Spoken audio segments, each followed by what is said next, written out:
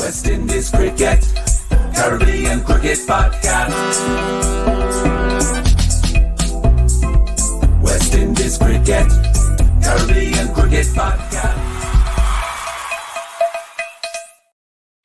Yes. It's Friday night, people. Well, that's certainly the time in the UK.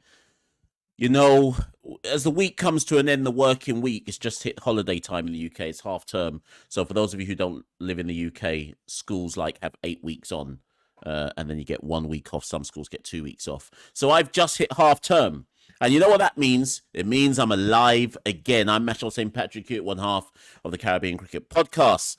In about 3 days' time, I will be in Antigua, or certainly fly into Antigua. So next week, from Wednesday onwards, basically, you shall be seeing content come from Antigua for the first and second ODI. I'll be doing some work for Talk Sport out there. So for those of you who are UK-based, you can see some video content, audio content, for Talk Sport. Obviously, I'll try to do some stuff for the CCP as well. So look out for that. Any Antiguans who follow the Caribbean Cricket Podcast, hail me up when I get out in Antigua. Let's catch a drink and hold the meds and whatnot. And yeah, you know, catch up and all of that. Listen, it's been a while since the T20 series ended against Sri Lanka. I did say in a recent video, so it ended on the 17th of October, literally about a week ago. And if you've been watching our latest videos and content, I said, yeah, we've got some stuff that we have to drop, but because work's been so busy, I just haven't had a chance to drop it.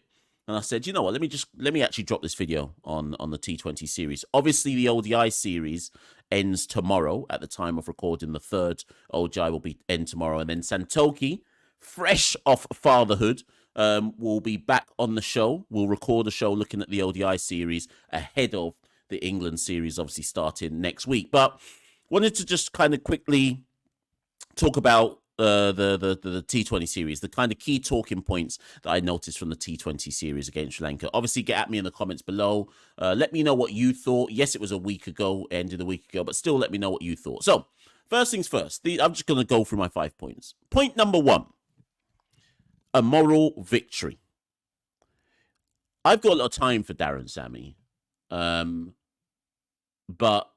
the moral victory thing and the whole debate that went on about the moral victory, where do you lot stand on it?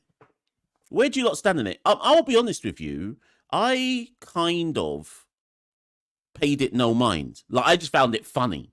I didn't take it seriously because obviously it's nonsense. For me, there's no such thing as a moral victory. And actually, I often feel that when people say things like a moral victory, you're looking for some cop-out to avoid scrutiny. That's my personal view. I'm not saying that's what Sammy was doing, but that's what I've often tended to feel about the phrase moral victory and when people say it. Because to me, it's usually said when you're failing to acknowledge how shit your team is in whatever sport, right? And I wouldn't, if I was in Sammy's shoes, I wouldn't have said it. It didn't feel right. It didn't feel right, but it was funny. And it was funny to see people contorting with rage and tapping furiously on keyboard saying, how dare he? Like, it was funny. It was funny. But I don't think being funny was Sammy's intention. Now, for those of you who missed the kind of drama around it, basically what Sammy was saying was in that second, so we won the first T20, obviously. Sri Lanka posted 179 for 7, and we chased it down with 5 balls to spare, spearheaded by Brandon King, 63. Evan Lewis got a 50 as well. So we went 1 up in the series, and life was good. And that was a very, very impressive victory. Let's not get that twisted whatsoever. In the second game, Sri Lanka, according to Daren Sammy, doctored the pitch to make it a raging turner and to essentially play to their strengths and West Indies' biggest weakness. Again, in that one, Sri Lanka batted first, posted 162 for 5 from their 20 overs, and West Indies in reply was skittled out for 89 with pure spin bowlers just laying us down, right? And it was after that Sammy said, you know what? Or was it after the third one? I can't even remember. Because in the third one, again, spin was to the fore. This time, West Indies batted first, put up a better show of it, 162 for 8 from their 20. But again, Sri Lanka chased it down first time they chased in the series, they chased it down easily, reaching the 163 to win with 2 full overs to spare, and they only lost 1 wicket. So when you look at the context of the second T20 and the third T20, it was very, very comfortable for Sri Lanka. And so obviously Sammy's made this point about moral victory, saying that Sri Lanka effectively had to prepare wickets that would help their spinners. They barely bowled any pace. And Sammy's point was, when it comes round to the ICC World Cup, which will be held in Sri Lanka, and I think some of it's in India as well, he was like, you're not going to get those pitches. So yes, Sri Lanka can do that, and yes, Sri Lanka can boast and say we won 2-1, but what did you really win? Because you had to doctor the pitch. This is Sammy. I'm talking about Sammy's point here. This ain't my point. That you had to doctor the pitches to suit your strongest suit. How does that prepare you for a World Cup? Now, do you know what? As much as I said at the beginning, I wouldn't have advised Sammy to say that. There were elements of a point in that. So don't think that I'm not saying that Sammy didn't have a point. I just wouldn't have said it. I just think it's a cop-out answer. But again, people, get at me in the comments below. Did you think Sammy was right to say it? Did you think it was a cop-out? Did you think it was funny? Like, what did you make of this whole moral victory argument? My personal view, though, and this is my second point, is even if Sammy had a point, and even if he was right to say, but the ICC pitches aren't going to be like that, surely whatever international team you're coaching has to be, I'm not saying they have to be good in all scenarios, but they certainly have to be better than 89 all out. And that's why I don't think he should have said it. Would every single team in the world, in that second T20 where Sri Lanka posted 162 for 5, and then we were skittled out for 89, would every team in the world have been skittled out for 89 on that wicket? No. So whilst I get why Sammy was trying to say it, you have to acknowledge as well that your own team has to bat better on that. Spin wicket or not, favouring the home side or not, there is no excuse for 89 all out on any wicket in the world. And also, the other reason why Sammy, for me, shouldn't have said it is, or is this really a point? Only make that point if West Indies are dominating everywhere in the world. And then make the point and say, you had to doctor a pitch to basically beat us. Like, if we were world champions and we're just dominating, then make the point, I think. But it's not like we're dominating everywhere. Yeah, we've won some series against some down bad sides in terms of their B sides or whatever it might be. Home World Cup, we beat New Zealand, Papua New Guinea and Uganda, lost to England, lost to South Africa. Like, to make this point that Sammy was making, you've got to be saying it from a position of strength. And I just don't think we were in the position of strength to be making that point. 89 not out, so 89 all out is inexcusable. There's no moral victory in 89 all out. But anyways, so I just think he had to acknowledge as well that, yeah, but we have to be better. Doctored pitch, yes, no, whatever, we still have to be better than that. But again, get me in the comments below, people. You might disagree with the take that I've got there. I'm not saying that I'm right. I haven't had a shape-up trim in time, you know. I'm out here looking like wild man of Borneo. Fam. Anyways, point 3. I think West Indies should be... So here, I'm being a bit of a devil's advocate here. Point 3 is I do think we should credit the West Indies performance in that series lost 2-1. And let me tell you why. But people be very careful here, because there's a lot of you who will get in the comments now and say rare tear.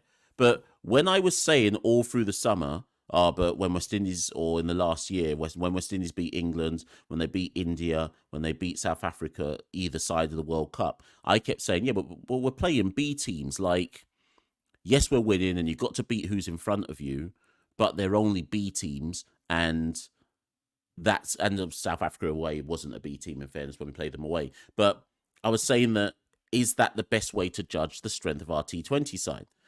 So this series was the first time where we were playing a B team, where you could legitimately look at the West Indies side and say, well, that's a B team. So Sri Lanka were full strength against our B team. So in that context, us winning one game, pump up our chests. I think we have to really give the side credit that they won one game. Once I saw the squad we'd selected and Bear Man adopted out or not being selected or whatever, I was like, well, respectfully, we are clearly the weaker side going into this T20 series. So if we can win the series, that would have been absolutely amazing. If we can win one game, we've probably overachieved, given Sri Lanka were full strength. Now, just before people say to me, Mash, we weren't a B team. Yes, we were, because look who was missing. And when I call these names, all of these names were involved in the World Cup, or even if they missed the World Cup, it was because of injury. Otherwise, they would have been involved. So the following players weren't on this tour: Nicholas Pooran, Akil Hussain, Shimron Hetmeyer, Obed McCoy, Jason Holder, Kyle Mayers, Andre Russell, Johnson Charles. So that's 1, 2, 3, 4, 5, 6, 8 players. I'm not saying they all could have, would have played, but we were weakened. We were severely weakened, and we still managed to pick up a win. If Sammy had said that and said moral victory, yeah, then I'm down 100%. If Sammy had turned around and said, boy, well, you know what, we turned up with what effectively was a weakened squad. We were looking at some players and so on and so forth, and we still managed to pick up a win, moral victory, and didn't mention nothing to do with pitches, yeah, I'm backing Sammy 100%. Once he started mentioning the pitch thing, though, I weren't feeling that argument too much, okay? But no, don't get twisted. That was our B team, and we still won one game. So I think the team is to be applauded for that. Next point. Terrence Hines didn't play a game. So why did we take him? Now, when England last toured the Caribbean in 2023, I did some commentary and some work, some podcasts and some commentary work for Talk Sport in the UK. And the reason why I'm bringing this up is because at one point in that discussion on all the different shows I appeared on during that time, Steve Harmison said to me, because I think there was a guy selected for the England squad. I want to say it was John Turner or someone. And Steve Harmison, as a former international cricketer, said to me that just because you pick a squad for a tour doesn't mean that everyone should play. You play your best team at all times. And he said, if you do rotate, you only rotate because someone's coming in, because someone's out of form. You're not just picking someone just because they're on tour. He was like, playing for your national team or international team is a privilege and you should be picked on merit. I said, okay, Steve, I hear that one still, right? So then I looked at the Terrence Hines argument. Terrence Hines travelled all the way to Sri Lanka, played no games. So what did we learn? What did we learn about him? Is it that Sammy saw him in the nets and said, boy, this man ain't no good, he can't play? So then what made you think he was good enough to take to Sri Lanka? So my argument's slightly different to Steve Harmison. I think England can take that point of view because they've got a wide enough talent pool to say, you ain't playing because we're picking this man and that man. West Indies respectfully do not have a wide talent pool. We need to have a look at anybody and everybody when they're in international colours, because anybody can drop out of form when it comes to the West Indies. And what does our depth chart say about who's in what order to replace those people? So we learned nothing about if Terrence Hines can play at the international level. Our next T20 assignment will be England in a couple of weeks, right? If Hines is not selected in that squad, which I think he won't be, because all of those players who didn't go to Sri Lanka will undoubtedly be ready for the England series. So expect to see Pooran, expect to see Akil Hussain, expect to see Hetty, expect to see Dre and all of that lot. They'll play in this England series, you would imagine. So Hines ain't getting picked again. And if Hines ain't getting picked for England, chances are he's not getting picked again anytime soon. So why did you call him then? I don't agree with this notion of calling people and you don't even look at them for one game. If we want to go a bit deeper, check this out for going a bit deeper. Shamar Springer played 2 games, right? Obviously, Shamar Springer, 20, I think he's 20, still 26 years old, going to turn 27 soon, part of the 2016 Under-19 World Cup winning side. He's taken a long time to marinate and finally get a look in at the international level. Played 2 games. Batted so low down that he only managed 1 at bat, right? And scored 7 runs. Across the 2 games, he could have bowled a total of 8 overs. He bowled 4, 2 overs in each in each of the first 2 matches. Took 2 wickets, obviously at 25 apiece, but his economy was the highest of 12.25. So what do we learn about Shamar Springer then? Is it that you learned that he's not good enough, but then 2 overs in the first match, 2 overs in the second match? What does that sample size tell you? Like, he wasn't bowled at the death in one of those matches when we were trying to, I think it was the first one? He wasn't bowled at the death. So I'd love to know, what did they learn about Shamar Springer? What real opportunity did he get to showcase his talent? 4 overs, that's like how Guyana treats someone like Junior Sinclair in CPL. Like, come on, man. If this squad was all about, we want to see what our bench strength is saying, we'll play the bench strength then. And if we lose, we lose. But at least you're having a look at people. So I'm like to say, because sometimes with these type of videos, people can be like, "Oh, Mash, you're so critical." It's not even about critical. I just ask the questions that journalists should be asking. Remember, my whole thing about CCP, I'm not a cheerleader. I'm just going to ask the questions that need to be asked in a constructive way. Like, cuss me and say, "Stink London man, what do you know?" All of that. Yeah, cool. Cuss me and all of that. I'm still going to watch. I'm still going to rally. Hell, I'm going to Antigua next week. I'm rallying in person. But I have the right to then look at some constructive arguments and say, are we using our resources in the best way? Did we use Shamar Springer properly? Anyways, let's end with some positives. So what are the positives did I see? Obviously, Brandon King was back opening. I thought he looked good. Obviously, he hit 63, which was the highest contribution across the 3 games from any West Indian. It was good to see Evan Lewis in that first game hit a 50. It was relatively fluent. It was like he'd never been away, so that was good. Rovman Powell, I think it was in that last game, looked like a bit of the second and certainly the last. It looked like maybe a tiny bit of form is coming back to him. Gudakesh Motie was good with the bat. Certainly in one of the matches hit a 32, strike rate of 164. And obviously he only took 2 wickets in fairness, but his economy was only 6. So Gudakesh kind of just, yes, people would have wanted to see more wickets, but he kind of did his job, you know. Romario Shepherd was better with the ball. Romario Shepherd is an enigma.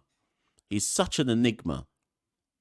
What I always say to people, I don't know what Romario is picked to do. People in the comments below after watching this, what is Romario Shepherd's role?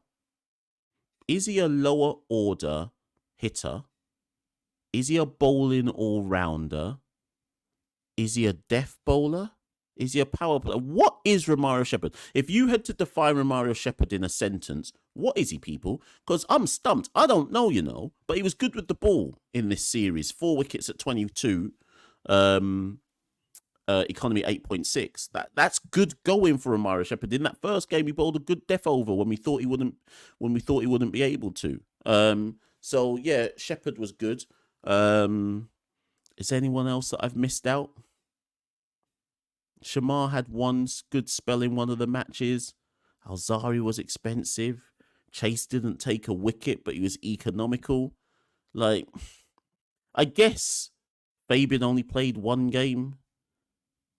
Like, so again, even with him, did we really test out? Fabian played 1 game and bowled 2 overs and faced 1 ball. Like, again, like what are we doing here? Like, what did we learn?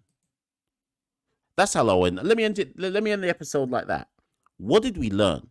So going into the England T20 series, which is 5 matches, when all the people come back like Puran and Dre and Akil and all that lot, what did we learn from this Sri Lanka tour? Get at me in the comments below, people. I want to know what you lot are going to say. What did we learn? Apart from learning that we won the moral victory, player-wise, just focus on player-wise, what did we learn? If you want to follow the Caribbean Cricket Podcast, go on all of the handles, people. X, Instagram, TikTok, Facebook, OnlyFans. Follow us everywhere, people. Like, share, subscribe. Tell a friend to tell a friend to tell a friend. And of course, as I always say, if you can spare a little piece of peas and you want to support the Caribbean Cricket Podcast, head to www.patreon.com/Carib Cricket. Antigua weren't cheap, people. Even though I'm doing some stuff for Talk Sport, I'm going to be down bad. So if you want to support the Caribbean Cricket Podcast, www.patreon.com/Carib Cricket. I'll be Machel St. Patrick Hugh on half the Caribbean Cricket Podcast. Like I say, Santoki will be back this weekend. We're going to record something after the ODI series is done, so the content can't stop, won't stop. Done know the done know. That is it. I'll be Machel St. Patrick Hugh on half the Caribbean Cricket Podcast. Thank you. West Indies Cricket, Caribbean Cricket Podcast. West Indies Cricket, Caribbean Cricket Podcast.